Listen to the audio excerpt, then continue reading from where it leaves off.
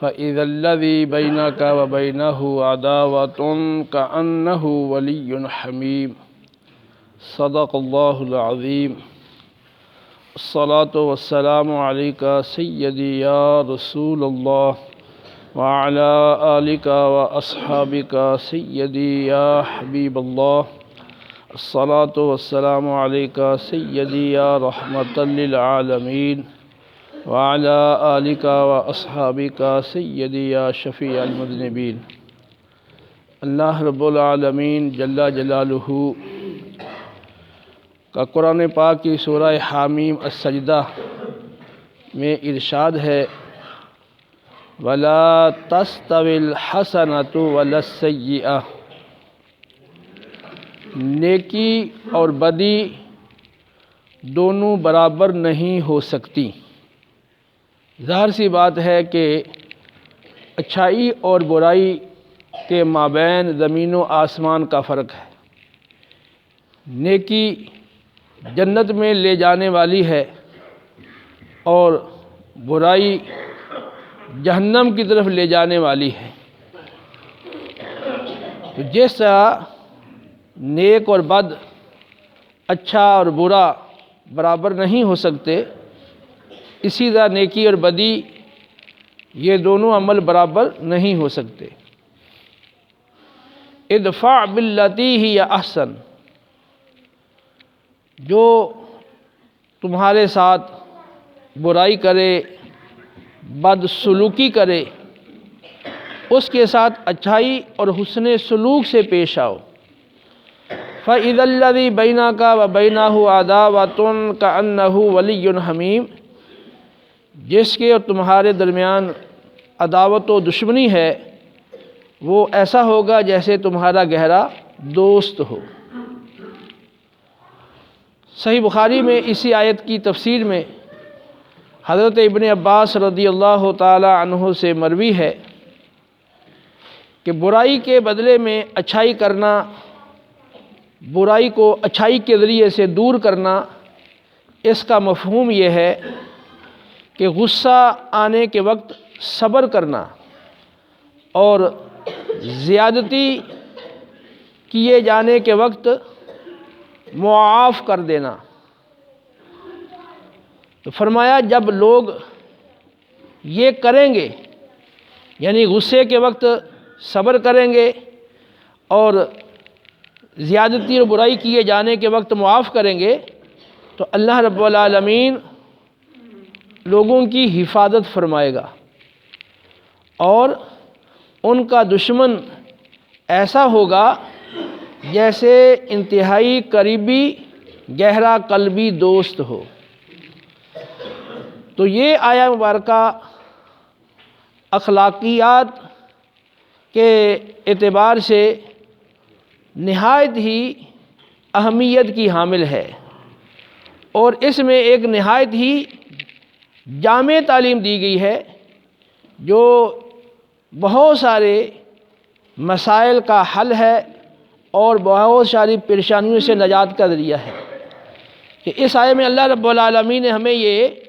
فرمایا ہے کہ تمہارے ساتھ اگر کوئی برائی کرتا ہے، بدسلوکی کرتا ہے، ناروا سلوک کرتا ہے، تو تم اس کے بدلے میں معاف کرو، درگزر کرو، صبر کرو اور اس کے ساتھ حسن سلوک سے پیش آؤ۔ آگے اللہ رب العالمین نے فرمایا کہ وَمَا يُلَقَّاهَا إِلَّا الَّذِينَ صَبَرُوا وَمَا يُلَقَّاهَا إِلَّا ذُو حَظٍّ عَظِيمٍ، کہ اس خوبی کو اور اس کمال والی حسلت کو صرف وہی لوگ پا سکتے ہیں جو صبر کرنے والے ہیں، اور وہی اس کو پا سکتے ہیں جو بڑے نصیبے والے ہیں۔ تو بڑے اعلیٰ نصیبے والے اور بڑا صبر کرنے والے لوگ وہی اس اعلیٰ خصلت کو، اس اعلیٰ عادت کو اور اعلیٰ خلق کو پا سکتے ہیں۔ آپ ذرا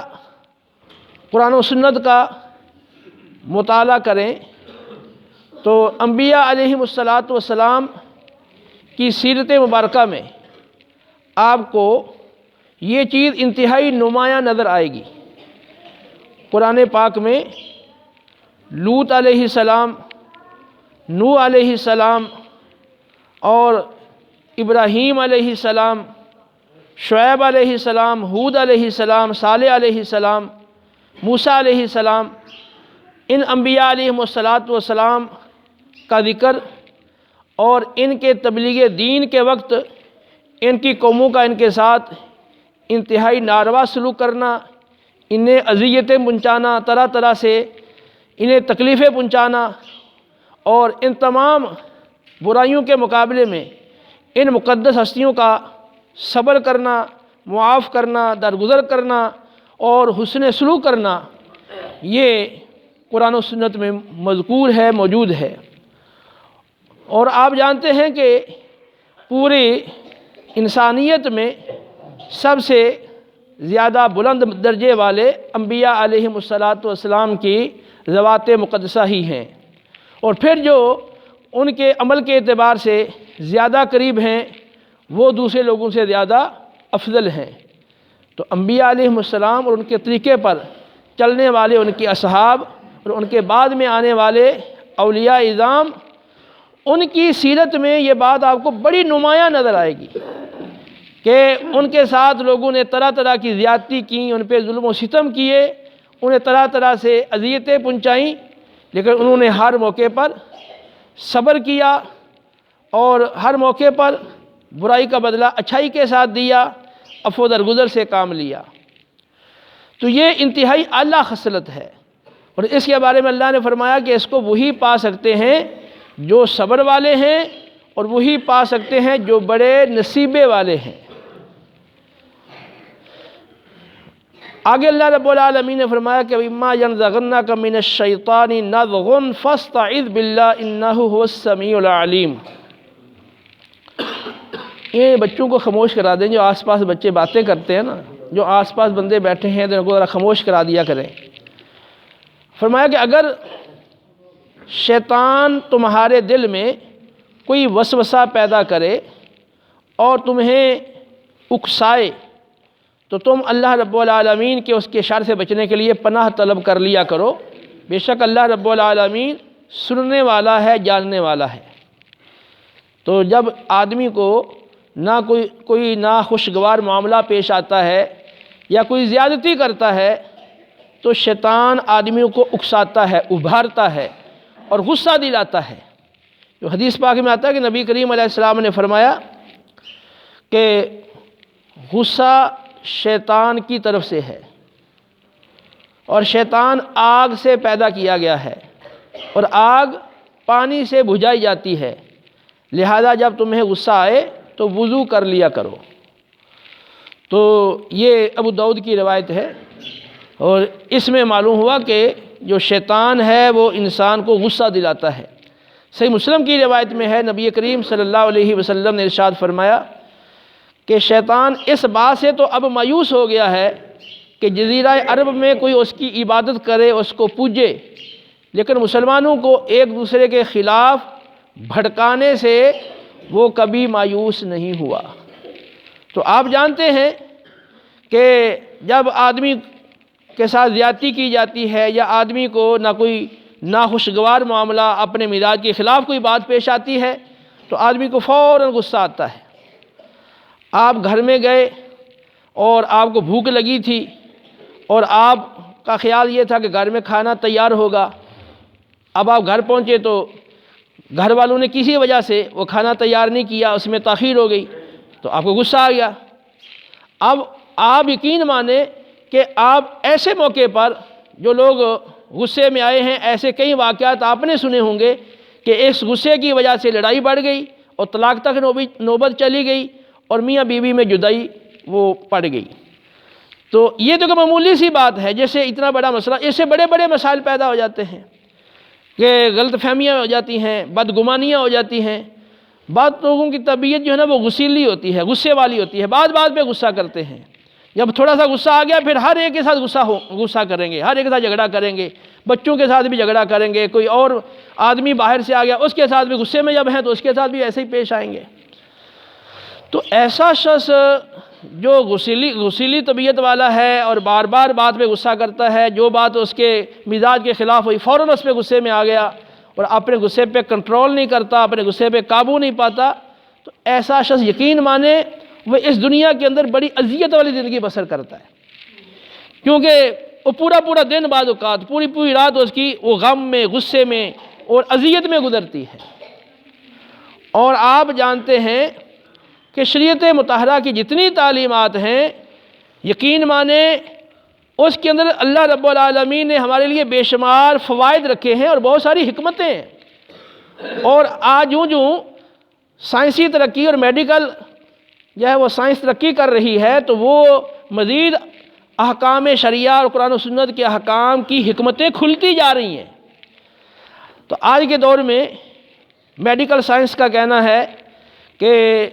جو ٹینشن ہے نا، ٹینشن پریشانی، اس سے شوگر بھی بڑھتی ہے، اس سے بی پی بھی بڑھتا ہے، اور بی پی شوگر بعض اوقات اس حد تک بڑھتا ہے کہ آدمی پر دل کا اٹیک ہو جاتا ہے اور آدمی کی موت واقع ہو جاتی ہے۔ اب شریعت مطالعہ نے ہمیں کتنی پیاری تعلیم یہ ہے کہ اگر کوئی شخص کوشش کر کے، محنت کر کے، قرآن و سنت پہ بار بار غور کر کے، صبر کے فضائل پہ غور کر کے اور آخرت میں ملنے والی اس جزا پر غور کر کے اپنے آپ کو اس کا عادی بنانے کی کوشش کرے کہ میں نے اپنے غصے پر قابو پانا ہے اور میں نے اپنے آپ کو برائی کے بدلے میں اچھائی کرنے کا عادی بنانا ہے، یا بندہ اس کی مسلسل کوشش کرے گا اور اللہ کی بارگاہ میں اس کی توفیق طلب کرے گا، تو بالآخر اللہ رب العالمین جتنی وہ کوشش کرے گا، دعا کرے گا، اللہ رب العالمین اس کو صبر کی توفیق دے گا۔ اور جب وہ صبر کرے گا تو وہ شخص جو غصے میں رہنے والا ہے اس کے مقابلے میں یہ اچھی زندگی بسر کرے گا، کیونکہ زندگی میں ناخوشگوار معاملات تو بندے کو پیش آتے ہی رہتے ہیں۔ آپ نے سفر کیا، بعض اوقات جو ہے نا وہ کنڈکٹر وہ برا سلوک کرتا ہے، بعض اوقات کوئی سواری ہے وہ آپ کے ساتھ اچھا سلوک نہیں کرتی ہے، وہاں آپ کو غصہ آ گیا۔ آپ خرید رہے ہیں تو خریدنے والے نے کوئی آپ کے ساتھ وہ غلط سلوک کیا، آپ کو غلط چیز دے دی، پیسے آپ سے زیادہ لے لیے، تو یہ آپ زندگی میں رہ رہے ہیں، جگہ جگہ آپ کو یہ معاملات پیش آتے ہیں۔ کسی نے آپ سے بات کی، کسی نے آپ کو گالی دے دی، گھر میں گیا تو گھر میں کوئی ایسی بات کر دی، جگہ جگہ ایسے بندے کو معاملات پیش آتے ہیں کہ جس سے شیطان بندے کو ایسے موقع پہ فائدہ اٹھا کے غصہ دلاتا ہے۔ اور جب بندہ آ جاتا ہے نا غصے میں، تو پھر بندے کی عقل مغلوب ہو جاتی ہے، اور غصہ جب غالب آ جاتا ہے تو پھر نفس میں جو آتا ہے وہ بندہ وہ کرتا چلا جاتا ہے۔ اسی غصے میں آ کے بندہ دوسروں پہ ظلم کر بیٹھتا ہے، جس کی وجہ سے وہ بعض اوقات دنیا میں بھی پکڑا جاتا ہے اور آخرت کے اندر بھی پکڑا جائے گا۔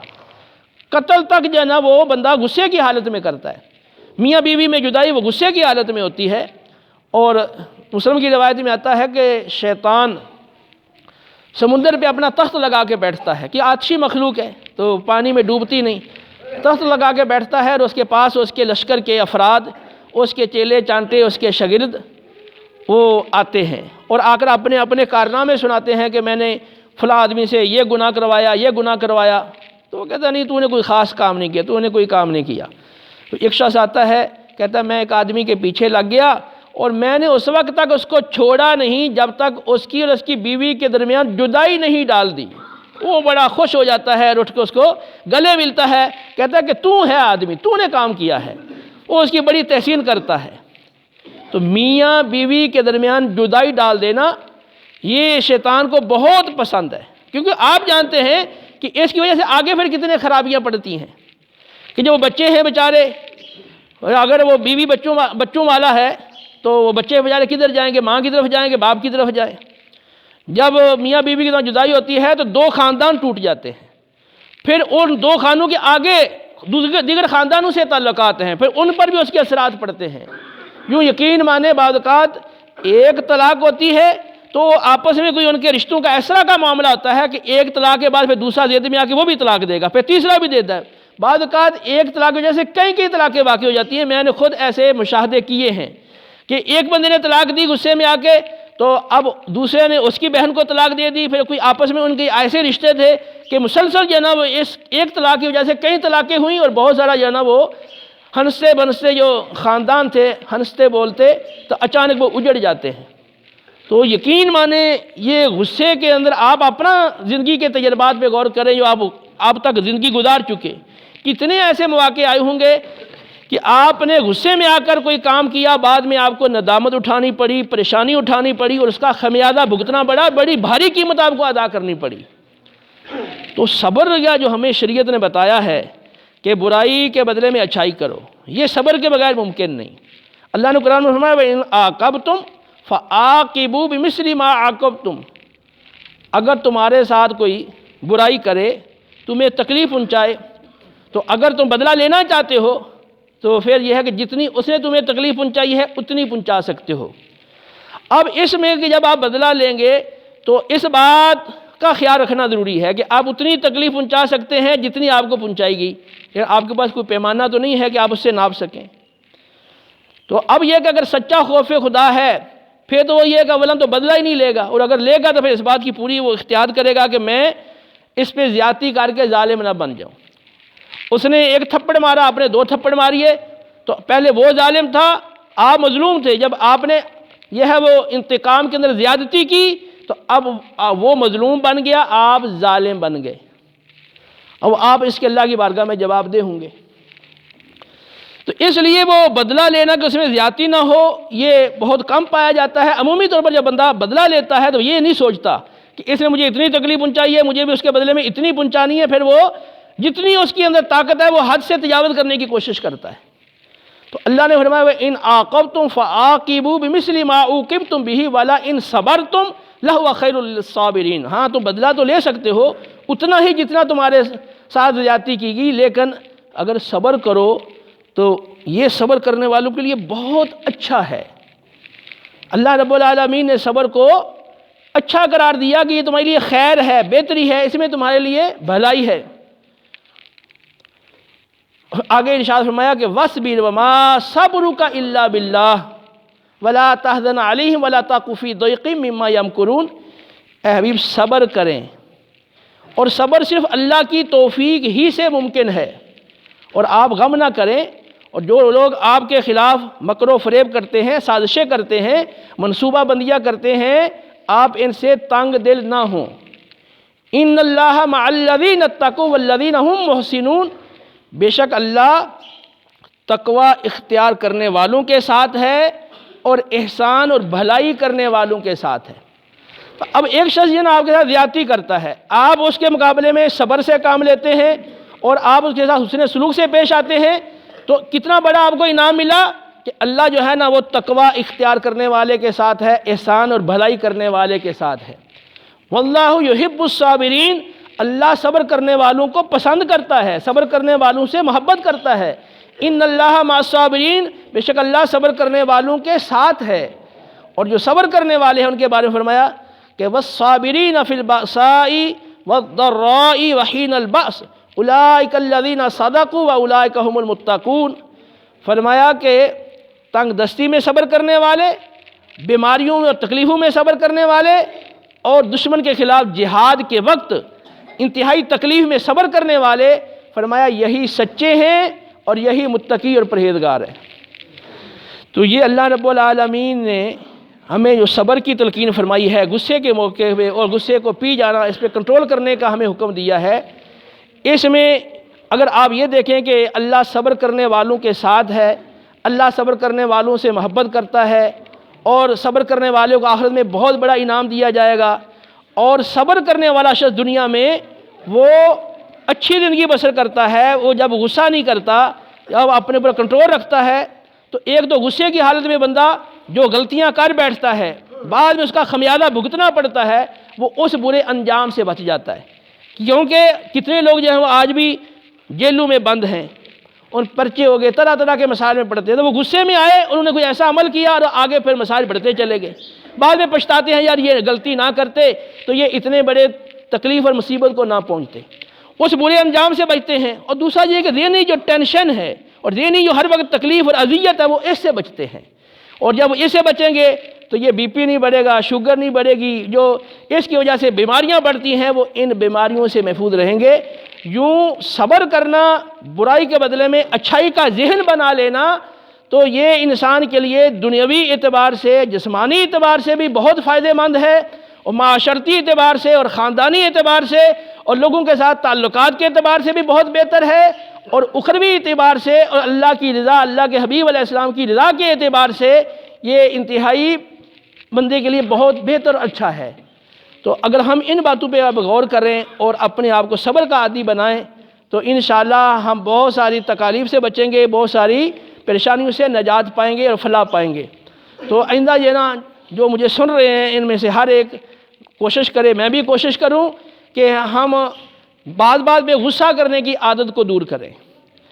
آدمی جب کوشش کرتا نا، تو اب دیکھیں ایک بندہ ہے وہ کوئی کام نہیں جانتا، کوشش کرتا ہے، کوشش کرتا رہتا ہے، تو پھر وہ اتنی اس کی مہارت ہو جاتی ہے کہ خود بخود اس کا جو ہاتھ ہے نا وہ کام کر رہا ہے، اس کی توجہ نہیں بھی ہے۔ آپ دیکھیں جو کمپوزنگ کرتے ہیں نا کمپیوٹر کے اوپر، تو ابتداءً ان کو دیکھنا پڑتا ہے کہ یہ بٹن کے اوپر نا کون سا حرف لکھا ہے، اردو والے حروف ہیں، حروف تہجی، یا انگلش کے حروف تہجی ہیں، دیکھنا پڑتا ہے کہ اس کے اوپر کیا لکھا ہے، اے بی سی۔ بعد میں اتنی پریکٹس ہو جاتی ہے کہ وہ ہاتھ ایٹومیٹک چل رہا ہے، وہ ادھر دیکھ رہے ہیں ادھر دیکھ رہے ہیں تو ہاتھ اپنا کام کر رہا ہے۔ اسی طرح درزی ہے، کام کرنے والے ہیں، دیگر کوئی بھی آپ پیشہ لے لیں، جب اس کام میں اس کی عادت بن جاتی ہے، مہارت حاصل ہو جاتی ہے، تو پھر اس کے لیے وہ کام مشکل نہیں ہوتا، پھر وہ آسانی سے ہوتا رہتا ہے۔ اسی طرح یہ صبر کا معاملہ ہے کہ پہلے تو غور کرنا پڑے گا کہ یہ صبر بڑی اچھی چیز ہے، اس کے کیا فضائل ہیں کہ اللہ جو ہے نا صبر کرنے والوں کے ساتھ ہے، اللہ رب العالمین صبر کرنے سے محبت کرتا ہے، یہ صبر کرنا انبیاء علیہ السلام کا طریقہ ہے، یہ اولیاء اعظام کا طریقہ ہے، یہ اللہ کے انعام یافتہ بندوں کا طریقہ ہے، اس راستے پر چلنے کا مجھے حکم دیا گیا ہے، صبر میں یہ فوائد ہیں۔ اور اگر میڈیکلی اعتبار سے دیکھیں تو بندہ ٹینشن سے محفوظ رہتا ہے، بہت سارے مسائل، جھگڑوں سے، لڑائیوں سے بندہ بچتا ہے، اور پھر اللہ نے یہ فرمایا کہ اگر تم بھلائی کرو گے، جو تمہارے ساتھ برائی کرتا ہے اس کے ساتھ اچھائی کرو گے تو وہ ایسا کہ جیسے تمہارا گہرا دوست ہے۔ تو یوں اپنے دشمنوں کو تم اپنا دوست بنانے میں کامیاب ہوگے جب بندہ ان باتوں پہ غور کرتا ہے کہ گھریلو مسائل، گھریلو جھگڑوں سے میں اس سے بچ جاؤں گا اگر میں صبر کرتا ہوں۔ یوں ان فوائد پہ غور کرے گا تو آہستہ آہستہ بندے کا ذہن بنتا چلا جائے گا کہ مجھے صبر کرنا چاہیے، ٹھیک ہے نا۔ اب دنیاوی اعتبار سے دیکھیں کہ لوگ سارا دن کام کرتے ہیں، بڑی بڑی تکلیفیں اٹھاتے ہیں نا، کیوں اٹھا رہے ہیں؟ کوئی اینٹوں کے بٹے پہ سخت گرمی میں لوگ کام کر رہے ہیں، انتہائی ہے نا وہ سرد موسم میں برف باری ہو رہی ہے، تب بھی سیکورٹی گارڈ، پولیس مین اپنی ڈیوٹیاں دے رہے ہیں، کھیتوں میں لوگ کام کر رہے ہیں سخت سردی کے اندر۔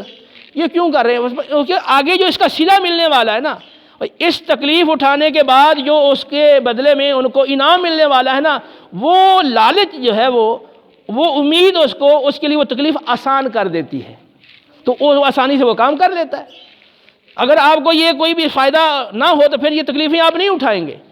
پیسے کی خاطر لوگ کتنی تکلیفیں اٹھاتے ہیں۔ اسی طرح جب آپ اس چیز کے فوائد پہ غور کریں گے کہ صبر کے یہ فائدے ہیں اور میں ان تکالیف سے بچوں گا اور یہ فائدے مجھے ملیں گے، پھر آپ کے لیے صبر کرنا آسان ہوگا، اور ایک آپ معزز شخص کی حیثیت سے آپ اس معاشرے میں رہیں گے۔ جب آپ یا وہ اخلاق اختیار کریں گے، آپ کا اچھا اخلاق ہوگا تو آپ ہر دل عزیز ہوں گے، اور آپ